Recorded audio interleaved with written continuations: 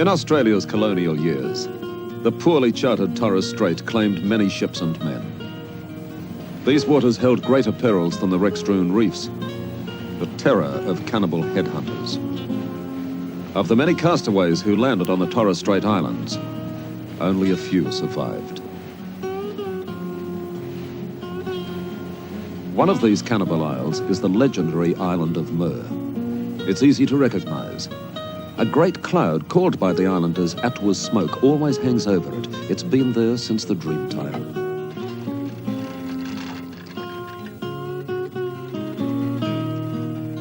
Modern explorer Ben Cropp is on a voyage of discovery around the Australian coast. Ben's crew, divers Wally Gibbon and Ron Bell, and sound recordist Lynn Patterson, have found their dream of an idyllic island paradise. The islands are volcanic in origin, and the rich soils produce an abundance of tropical greenery. Island legends tell how Muir was once much smaller, until a great warrior named Gilam swam here inside a dugong. He decided to make Muir his home, and spat out two seeds which became the small islands of Dawa and Waya that make up the Murray Islands group. Gilam then fixed himself to the center of Muir and turned into the Big Hill.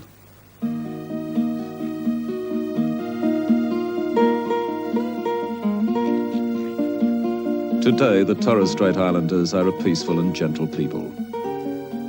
There was a time, though, when these lovely islands were steeped in human blood. War between the various tribes in the strait was common. In the Murray Islands, the warriors were summoned by the chant of the drum of Muir. Carved in the shape of a shark, this dreaded drum would sound the death knell for the islanders' enemies. There were once two drums of Muir. The one called Nemo was destroyed by the crew of the blackbirding ship Woodlark in 1868. The remaining drum, called Wazikor, was carefully preserved and hidden away. The islanders honored Ben by bringing the drum from its hiding place and allowing it to be filmed for the very first time.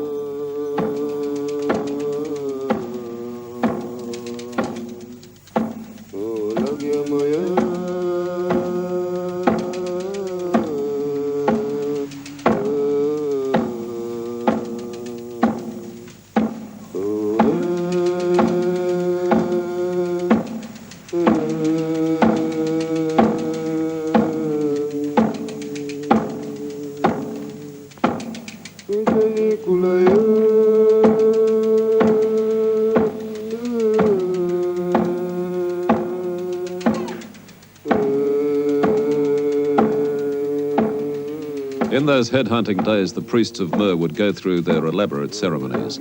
When all was ready, the warriors would race to their war canoes and, sweeping out of the night, fall upon their enemies with a terrible vengeance. The sign of a great warrior was the number of heads he took. When the first heat of the battle was over, the taking of heads would begin in the ghastly ritual called the Dance of Death. The fight won, the men of Muir would return for feasting and celebration, taking with them their grisly trophies.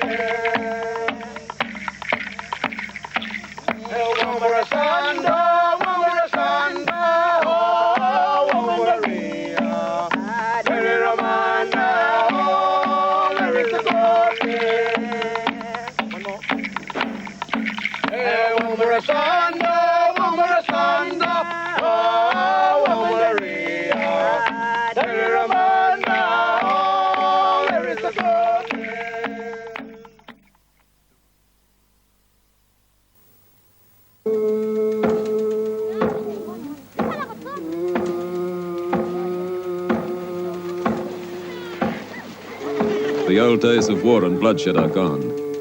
Today, the island is once again a peaceful island paradise. The people of Mer are heirs to a rich cultural heritage.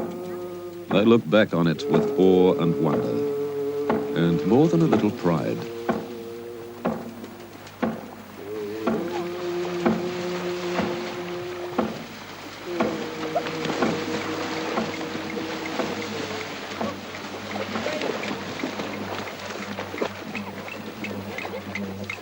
When the Torres Strait Islanders first saw white Europeans, they believed they were the ghosts of their ancestors come back to haunt them.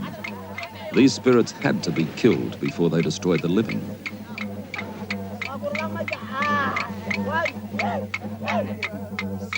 A few castaways were lucky.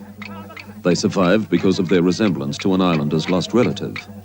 John Ireland, ship's boy of the ill-fated Charles Eaton, was adopted in this way by the chief Mamoose of Mer.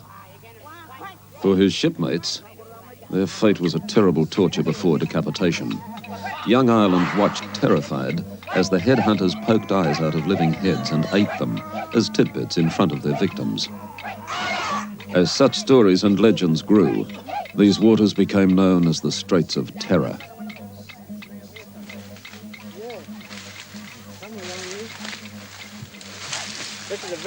One of the best-known treasure tales in the Straits is the fabulous legend of Fire Eye. The home of this legend is Stevens Island. Henry Stevens, chairman of the Island Council, explains the legend to Wally. And this is the survivors of a ship, somebody that's come off a ship. I didn't know somebody come off a ship. As the story goes, a Spanish galleon was wrecked on a nearby reef a long time ago. The survivors were washed ashore and were immediately killed by the islanders. Only one person was saved, the captain's wife. The lady had with her a small box. When the islanders opened it, they found a huge red ruby inside. The woman was dragged to the village where the islanders began their celebrations, dancing in front of the staked heads of her companions. A Spanish woman coming on shore, and she had a big red jewel, a ruby, called a Fire Eye. Have you heard the story about that? Yeah, I heard the story. The woman's jewelry was draped around the village idol, or zogo, and the great ruby was set in its forehead. During the night, the woman disappeared and was never seen again. In later years, when missionaries and blackbirders came to the island, the Fire Eye, zogo, was hidden away. Legend has it that the idol is still here. The one they call zogo. Zogo, yeah, that's the one they call it, Zogo. And I believe that after that the missionaries came and they took the god and they took it away and hid it. Yeah. Well, and this is the oldest grave on the island. Yeah. Where would the ship have been wrecked? On this island or on another island? No, it's wrecked on that island, right on the anchorage where the boats used to anchor. Oh, well, we might go and have a look in the water and see if we can find that wreck. Yeah.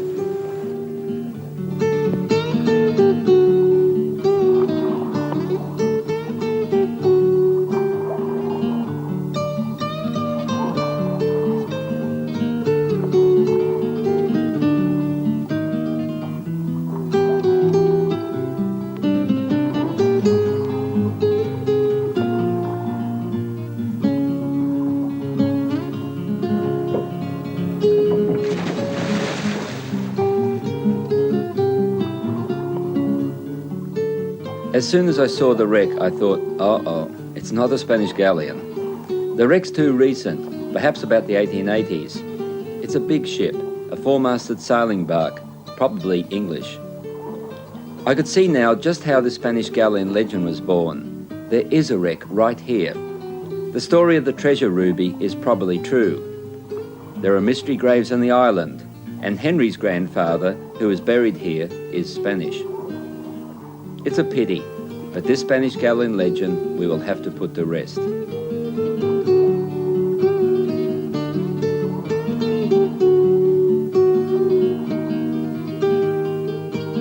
Later research proved Ben right. It was the wreck of the bark Ellsworth, lost in 1880.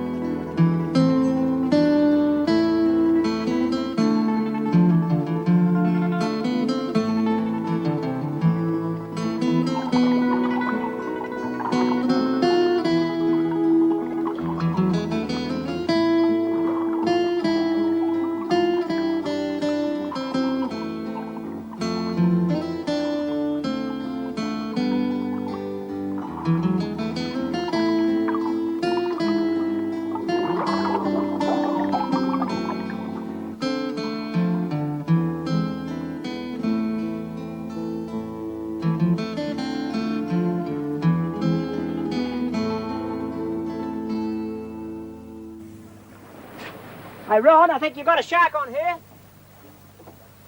It's a good one. It's a big whaler, I think. No, it's too big to be a whaler in these waters. Hey, it's a big tiger.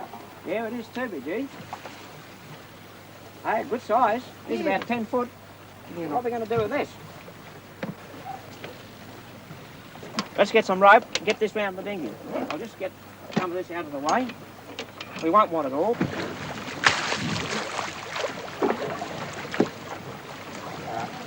Hang on, I'll just take him a bit further.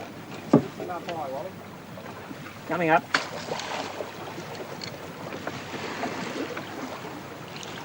Got him? Good. Right, well, we'll tow him in the dinghy now. I'll make it. I'll do it again, eh?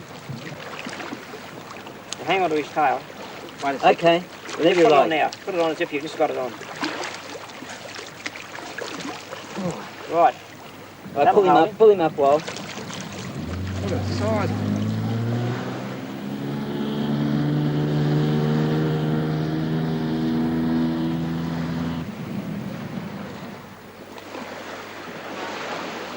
Okay, go and help.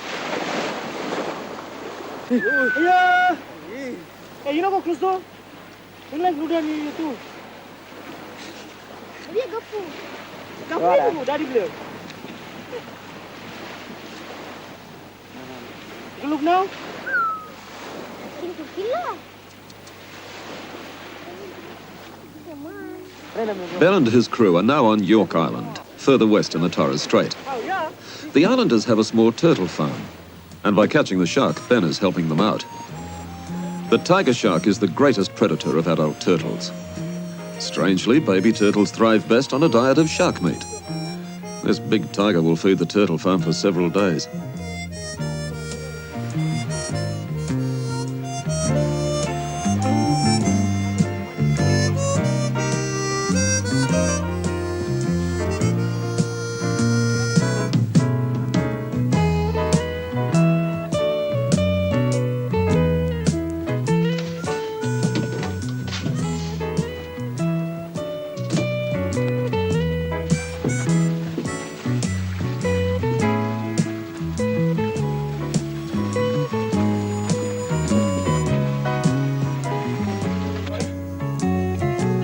The turtles are being raised for their meat and shells. The industry is as yet in its infancy, but the York Islanders are hopeful that the business end will grow. The tiger shark that liked to feast on turtles will help the island industry by becoming the turtles' feast.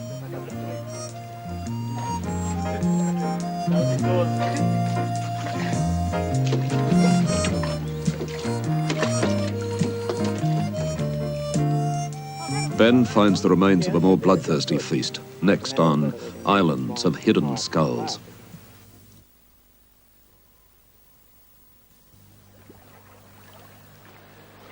Warrior Island was named by Captain Bligh after his ship Providence was involved in a skirmish with the local Headhunters in 1792.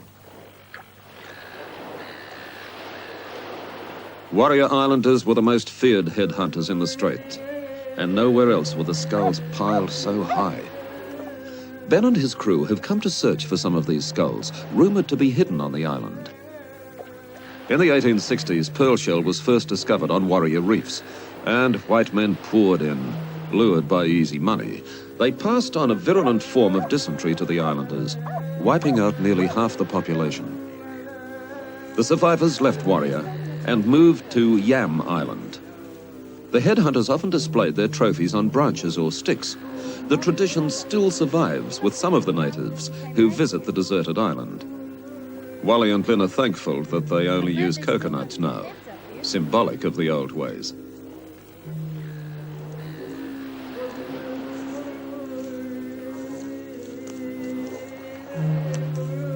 Government authorities and missionaries took away the trophy heads whenever they found them. Before moving to Yam, the Warrior Islanders hid their prized skulls in secret places.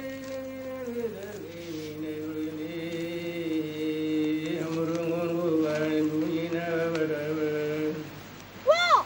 Over here! What is it? Look! Woo! Look!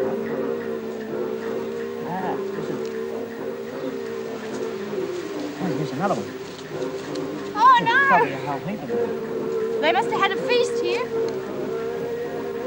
Oh, look. I wonder if it's a native or a white man. You know enough to tell? I don't know enough to tell.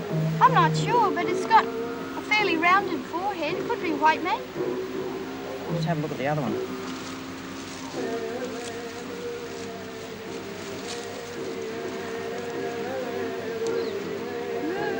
This one's been knocked around, so it looks like it's probably hit in the face by a club or something. So it's probably white men that have been knocked over by the natives. Ooh, this is spooky. Seems to be all there is here. There's probably lots more all around because they used to stack them up in a pile like trophies, you know? Yeah, well, this is probably, maybe there was just a small boat or just some of the crew members of the boat. Yeah, maybe they weren't so lucky didn't get so many that time. There haven't seen many more bones. They probably ate them. Mm.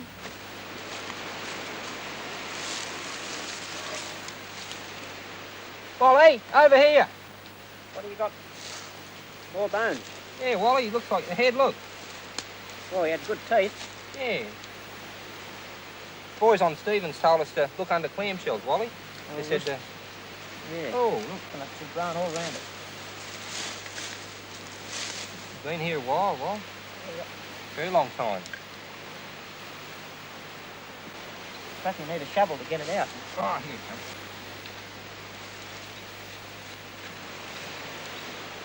Well, no sign of damage on the top of the skull. No face on it, Wally. Yeah. So someone's smashed it in, maybe, or... Yeah, well, the teeth are in good nick, so I think it might be a European. These hidden trophies were once heaped in a great pile somewhere on the island. Stevens Island is what... Ben is searching in the hope that the pile still exists. Well, that could Perhaps well be too, because that's what it is. they're not far away, New Guinea people. Yeah. They'd have good teeth like that too.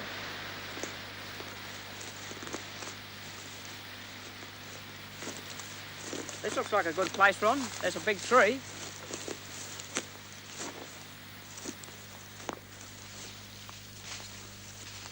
Gee, look at this pile of shells, Ron. Yeah, well... Hey, this is the sort of place Henry was saying. They used to put these over the top of places they buried heads. Oh, yeah, we might have a look. Let's have a scratch. Take a see few what of we them can off, find. eh? Right. Oh, look at them. Enough of them. All old trumpet shells. Yeah. Oh, there's failures. Pity they're all hatted. They're good shells. Yeah. Not very common ones. Hey, here, look. Hey, a skull. That's a skull. Yeah. It's got teeth and all in it too, eh? 3 teeth, yeah, well. Tell you I what, wonder if there's any more here. he's got a badly shaped head, this fella. See the way it's shaped? Yeah, look at the dip there. Look, what he got chopped off. Hit on the head. Oh, that's unusual. I've never seen a skull with that odd shape before. It's very small. Could be a... You reckon it could be a woman, or...? No, I don't know. It's hard to say. It doesn't look like a native, though, does it? What we ought to do is go and get the rest of them. Only a few skulls are left. To ensure the preservation of these relics of a bloody past, Ben will pass them on to a museum.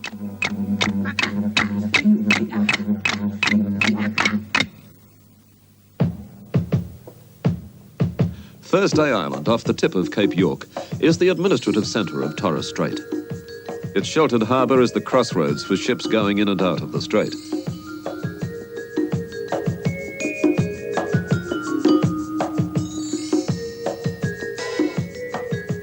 Ben will refuel Beaver here and lay in stores for his long voyage into the Gulf country. Thursday Island, or TI as it's better known, is also a crossroads of cultures. The island is an amazing potpourri of races, all mixing with remarkable harmony. For over a century, people have been drawn from around the world to fish the rich straits of its pearl shell, trochus, and beche de mer. Now there's a fast-growing new industry in cultured pearls.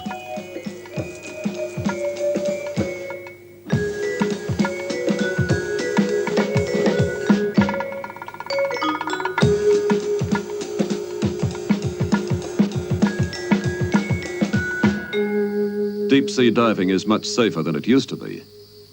In the old days, the shallow beds were soon fished out, and they had to go deeper and deeper for the best shells. Fatalities were high. Over 1,000 divers lost their lives to the bends, drowning, or shark attacks. But the profits were high.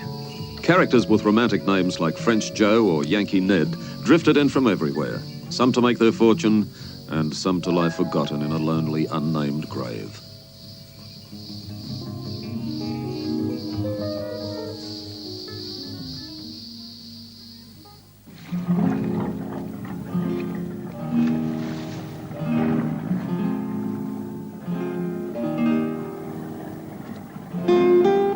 "20 nautical miles west of TI is Booby Island, a barren outcrop of rock on the edge of the Arafura Sea.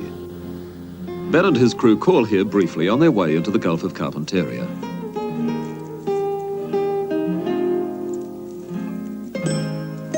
They are met with a pathetic sight. Dozens of brightly coloured rainbow birds lie dead on the ground. In their migratory path down from New Guinea, they have probably struck severe headwinds or storms.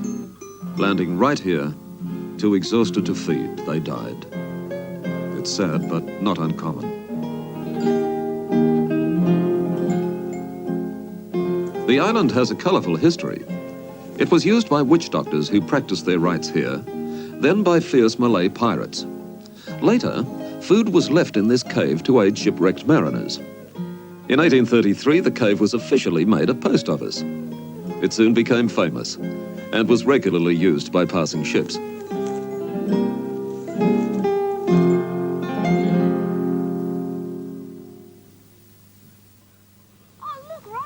Ben follows in the path of Matthew Flinders, moving into the Gulf of Carpentaria.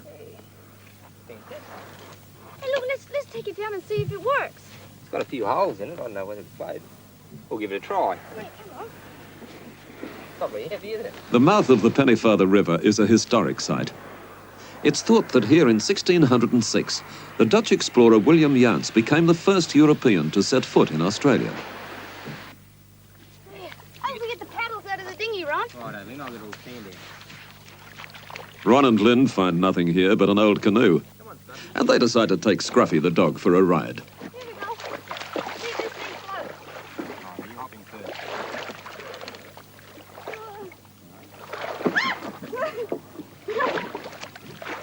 Okay. We're going out. Scruffy isn't at all impressed with this unseaworthy transport.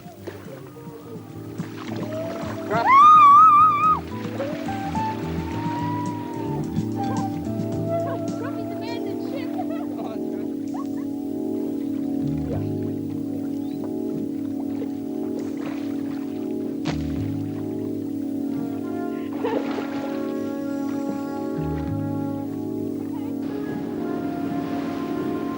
Ben has been in the Gulf during the hot, wet summer before, and he knows that insects can be a tremendous problem.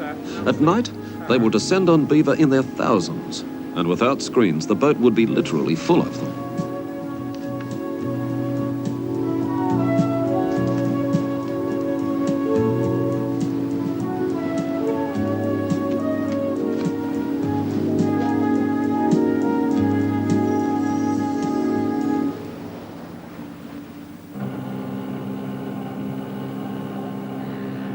On the move again, Ben runs into some barramundi fishermen in the Gulf. These men leave their large boats in the creeks and come out in their dinghies to tend the nets. Barramundi fetch a high price in the southern markets, and good profits can be made with a boatload of these prize fish. But the nets are not selective. For every barramundi caught, at least a half dozen other species are killed and thrown back. Lower value fish like salmon are wasted. Also endangered species like crocodiles and dugong.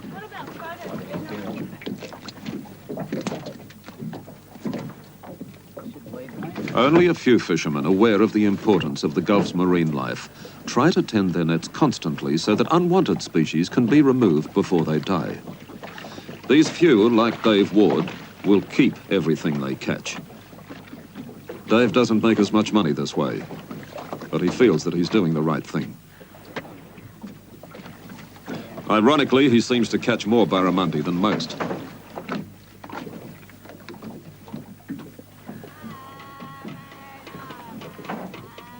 But those who just want to make a fast dollar are taking a heavy toll. The Gulf country once teemed with dugong, For centuries, the Aborigines hunted them for food without making much difference to their numbers. But then the white man came, and now they've almost disappeared.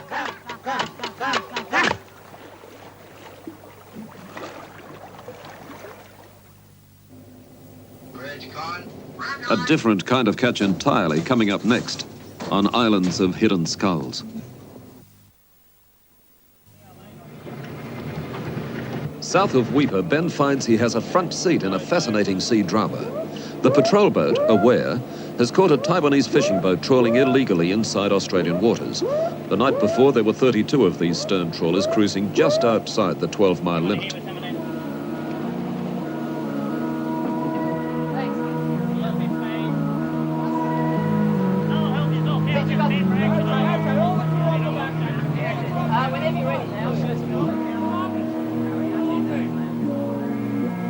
They travel in pairs. Number 1 boat is crammed with electronic aids for navigating, finding fish, and avoiding patrols. The number 2 boat is equipped only to drag the net with its partner. The Hong Di numbers 1 and 2 slipped into our territorial waters. When the Aware closed in, Hong Di number 1 let go its end of the net and ran for the safety of international waters. Hong Di number 2 was left stranded with the net. Escorted to Weipa with armed Navy men on board, the Taiwanese trawler is confiscated. She's the first poacher captured this season.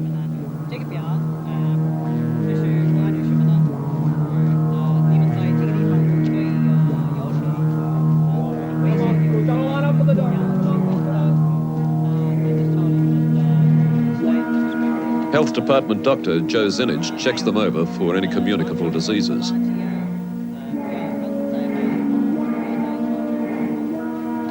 Whatever that pill is, it must be a cure for everything.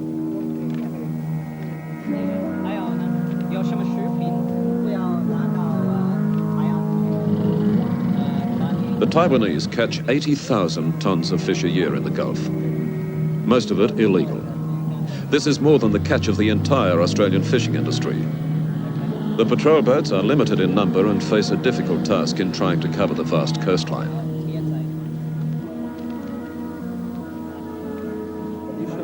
The trawler's captain will go to jail. Illiterate, he could only sign his name with an X. His crew will get off more lightly. They will soon be flown home. For them, the whole affair is a welcome change from the monotony of fishing. Today, the Navy won in the game of hide and seek. But with Australia's territorial limit extended to 200 miles offshore, the odds against winning may well prove impossible.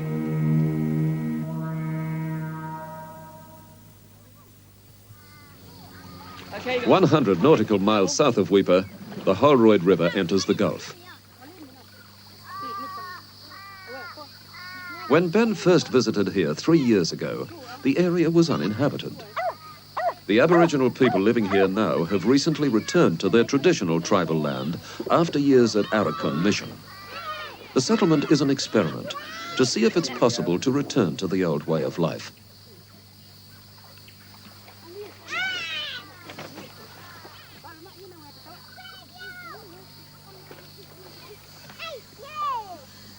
The canoe found by Ron and Lynn earlier makes a great present for the children.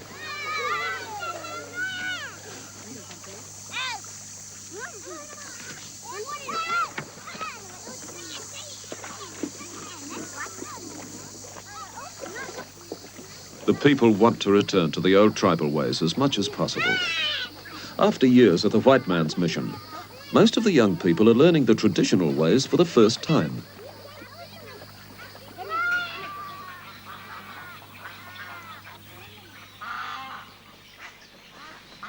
Men like 75-year-old Malik Wallaby are a valuable link to the tribe's cultural heritage. The Holroyd and adjoining Kendall rivers have been the hunting and tribal grounds of Malik's tribe since Dreamtime. The elders are teaching the tribe how to hunt again, the traditional way, with spear and woomera. Every day they must hunt for their food, and today Ben and Lynn are invited along.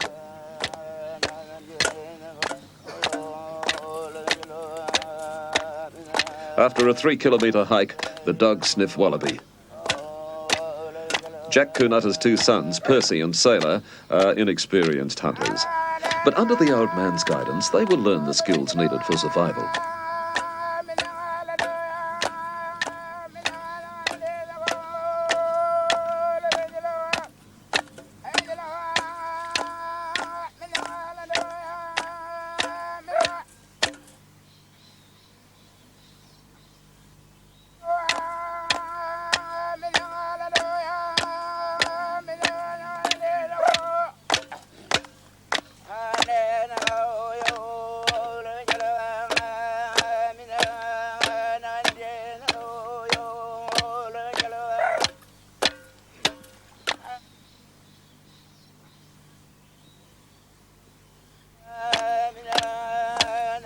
It takes years of practice to become a good hunter, as Percy is rapidly finding out.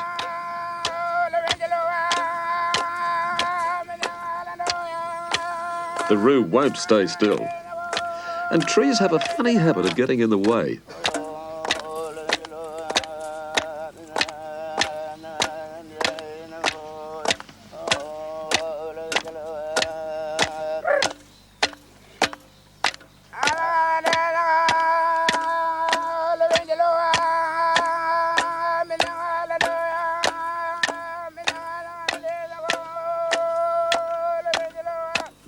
That was one of Mullock's good spears. He just shakes his head in disbelief.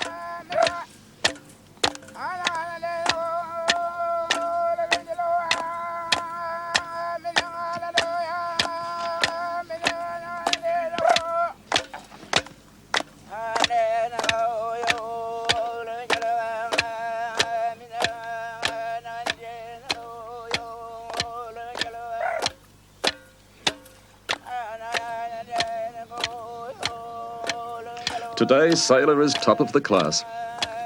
His younger brother Percy still has much to learn.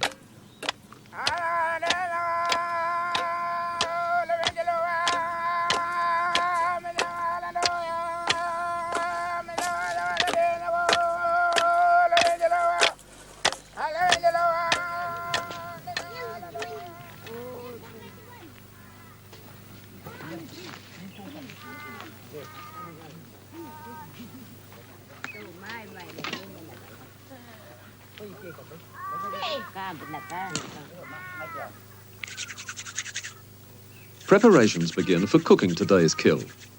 Here too, the old ways are being passed on to the younger generation.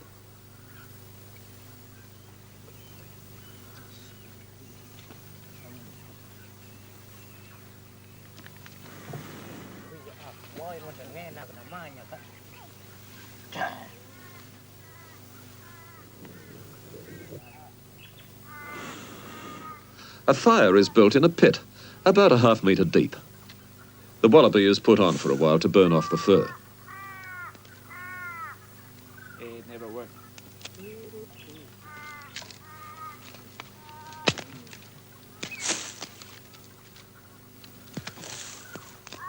These pups aren't pets. They're made to fight each other, to toughen them up for their future role as hunting dogs. The singed and gutted wallaby is placed in the ashes of the fire, and hot coals are placed on top.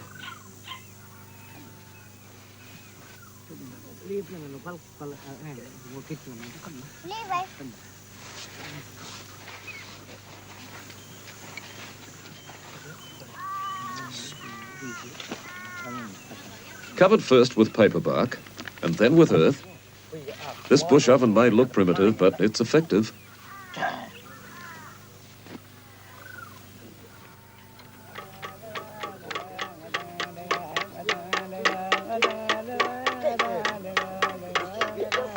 While dinner is in the oven, old Jack Kunuta strikes up a tune for the children.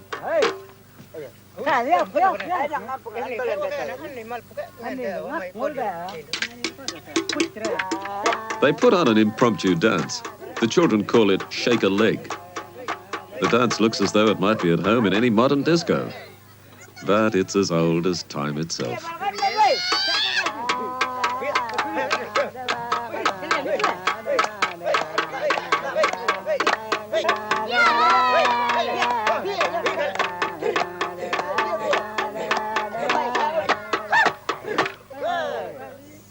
The wallaby takes about 2 hours to cook in the bush oven. The inviting smell of fresh cooked meat brings in the dogs, but they're the last on the list. Can I have a little bit to taste? Guests are first, and Lynn is invited to sample a prime cut.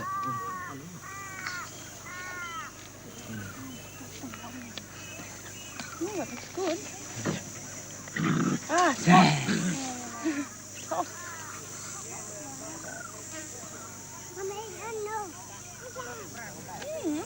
It's good, just like roast beef. I might take you back on the boat. Oh, yeah. You can be my cook. Okay, go! The tribal diet varies according to whatever is available. The mangroves around the settlement abound with many species of marine life, including good-sized mud crabs.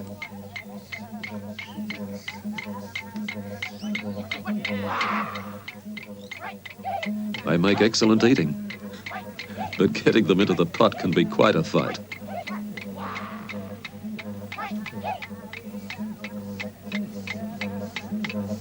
A fierce fight of a different type coming up next on Islands of Hidden Skulls.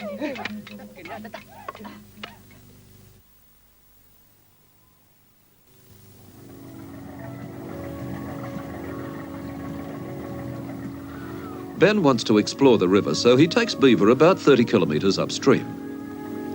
The Holroyd Aborigines have chosen the site of their settlement well. The river region teems with hundreds of species of wildlife.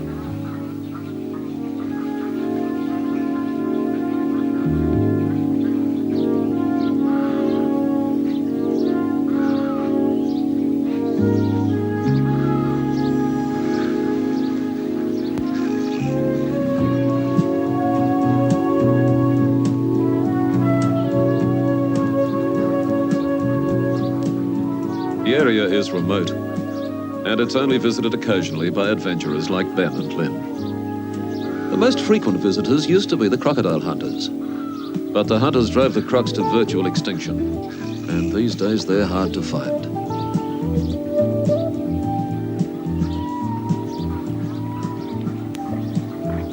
Insects also abound here. Common to most of North Australia are the compass or magnetic termites. These brilliantly adapted insects build their nests along the line of magnetic north-south. In this way, the mounds are warmed in the morning and afternoon, but the blistering heat of the midday sun is minimized.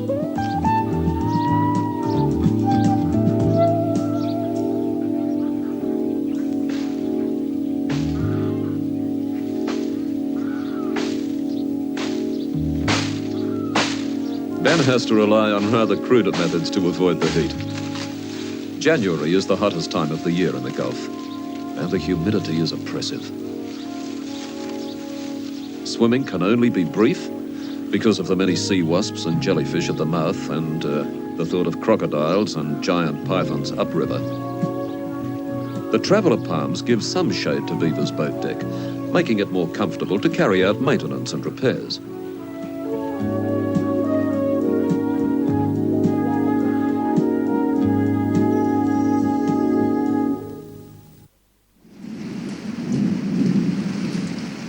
The wet season has closed in. Along with the danger of cyclonic storms, it's still stiflingly hot, and the heavy rain brings welcome relief and a chance to do some cleaning. Ben is thankful that Beaver is safe in the shelter of the river and not caught out in the open Gulf.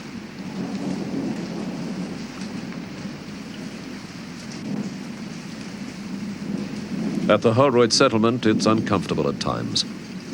The flimsy shelters aren't much good in the rain, but life goes on as usual. For most whites, home is represented by a house.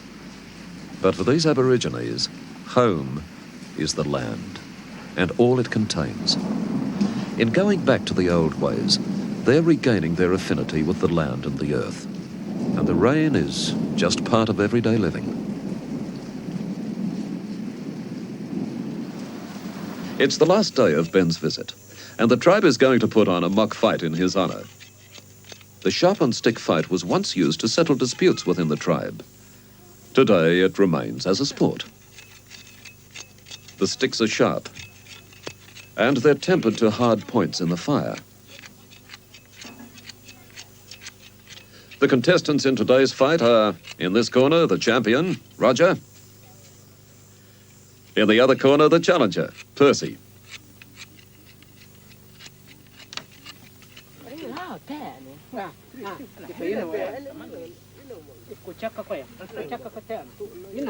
Jack Canotto will referee this bout. In the tribe, the referee is known as the policeman. The gladiators line up.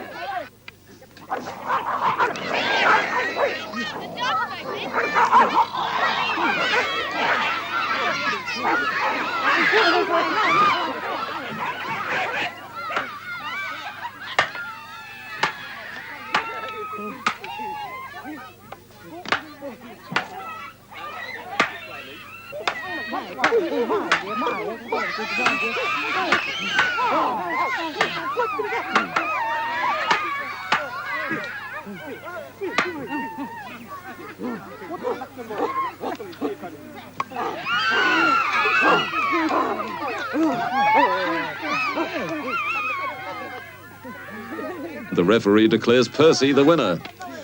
Percy has redeemed himself. He may not be very good at hunting yet, but today he's proved himself a great fighter. These people are now living the way they want, the old way. Ahead will lay many hardships. Shortly after Ben left here, a cyclone totally demolished the settlement. But they will rebuild. The hopes of the elders are in this new generation. Through them, the spirit of the tribe will live again in the heart of the tribal land.